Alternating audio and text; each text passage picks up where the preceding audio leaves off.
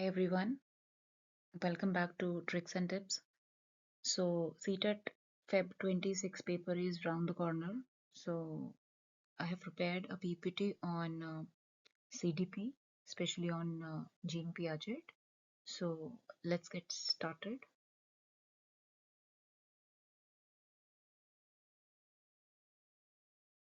This PPT will include introduction, key concepts, stages of cognitive development, educational implications, and limitations, followed by a few important questions.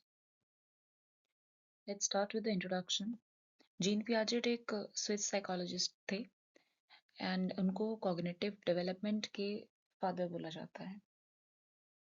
Cognitive development means वो development जिसमें बंदा person के सोचने समझने की जो capability है उसकी बात की जाती है, उसकी डेवलपमेंट की बात की जाती है. He has been radical constructivist. Radical constructivist वो बंदा होता है जो बात करता है चेंज की, सोशल चेंज की, पॉलिटिकल चेंज की. जीन पियाजेट ने हमेशा बिलीव किया है that children are active learners बजाय उनको पैसिव लर्नर्स कंसीडर करने की. ही सेज कॉग्निटिव डेवलपमेंट होती है जब हम एनवायरनमेंट से, जब बच्चा एनवायरनमेंट से इंटरैक्ट करता है, वो अपने आप सीखता चला जाता है. जो डेवलपमेंट है वो स्टेज वाइज होती है and that stages are universal. Each stage is qualitatively different. ये नहीं है कि हर एक स्टेज में same quality will produce. And he believes कि जो डेवलपमेंट है उससे लर्निंग होती है.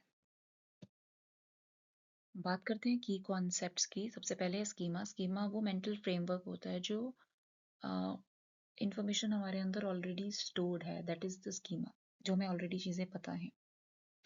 एसिमिलेशन होता है आपके अंदर ऑलरेडी फिट इंफॉर्मेशन में कोई नई चीज़ ऐड करना. फॉर एग्जांपल बच्चे को पता है कि डॉग, ये डॉग होता है. सपोज बच्चे को पता है कि एक डॉग है.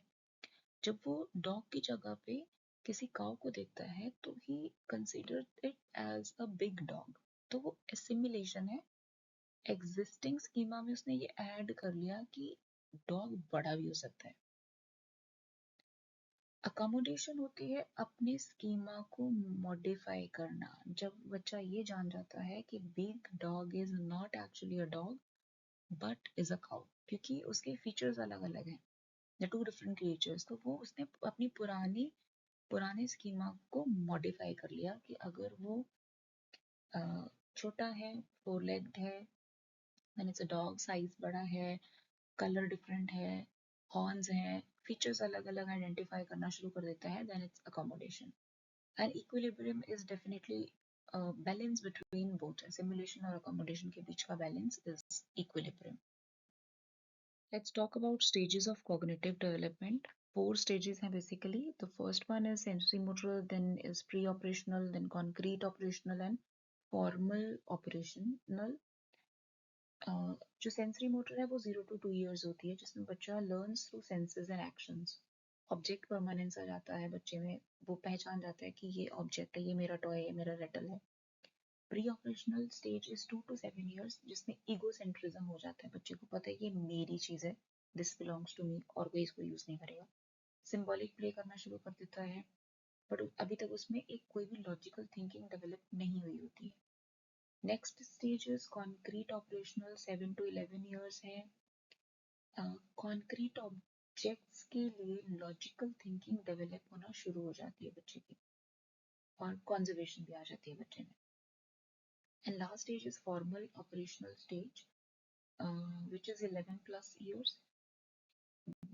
Abstract thinking is comes under this. Problem solving सीख जाता है बच्चा.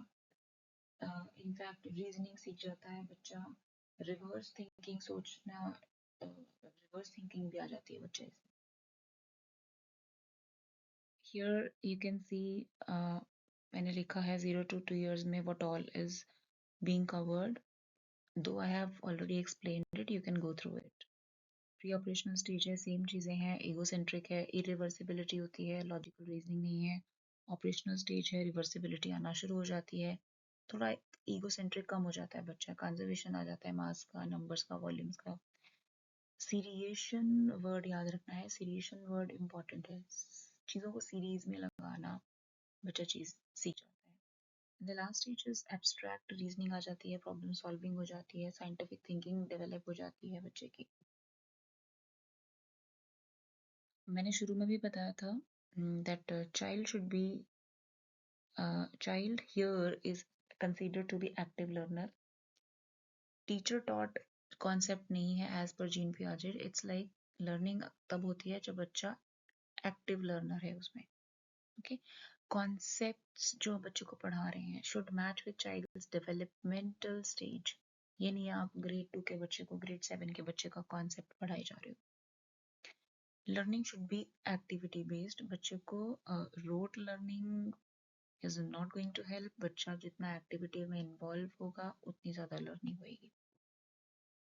देर आर सम लिमिटेशंस ऑल्सो पियाजे की थ्योरी की, विच सेज कि उन्होंने बच्चों की एबिलिटी को अंडर एस्टिमेट करा है। हो सकता है जो बच्चा यू नो 2 to 7 में सीख रहा है, वो कुछ बच्चे हो सकता है वो 2 साल की उम्र में सीख जाएं, या हो सकता है 7 to 11 वाली स्टेज वाला कोई बच्चा हो सकता है वो 2 to 7 वाली ब्रैकेट में सीख जाए। सो इट इज कंसिडर्ड कि उन्होंने बच्चों की एबिलिटीज को अंडर एस्टिमेट करा है। सबसे इम्पोर्टेंट चीज यहाँ जो होती है वो कल्चरल एस्पेक्ट्स होते हैं, जिसको पियाजे ने बहुत ज्यादा वैल्यू नहीं करा है। उन्होंने सराउंडिंग्स को इम्पोर्टेंस ज्यादा दी है, लर्निंग बाय डूइंग को इम्पोर्टेंस ज्यादा दी है। उन्होंने सोशल कनेक्ट को, सोशल फैक्टर्स को इतनी इम्पोर्टेंस नहीं दी है। देन जैसे जो जीन पियाजे ने स्टेजेस बनाई हैं वो ओवरलैप भी कर सकती हैं, जरूरी नहीं कि उसी सीक्वेंस में चीजें चलेंगी। एंड द लास्ट स्टेज जो है जरूरी नहीं है कि सारे बच्चे उस स्टेज तक पहुंचेंगे ही। ओके, अब चलो कुछ क्वेश्चंस प्रैक्टिस कर लेते हैं। According to Jean Piaget, which stage of cognitive development is associated with the concept of object permanence? Object permanence कब आता है बच्चे में? याद करो स्टेजेस जो मैंने डिस्कस करी है उसमें मैंने क्लियरली बताया था ऑब्जेक्ट परमानेंस किस में आता है। That is sensory motor stage में। Next question, a child believes that a tall grass has more water than a short grass even though both contain the same amount. This reflects lack of,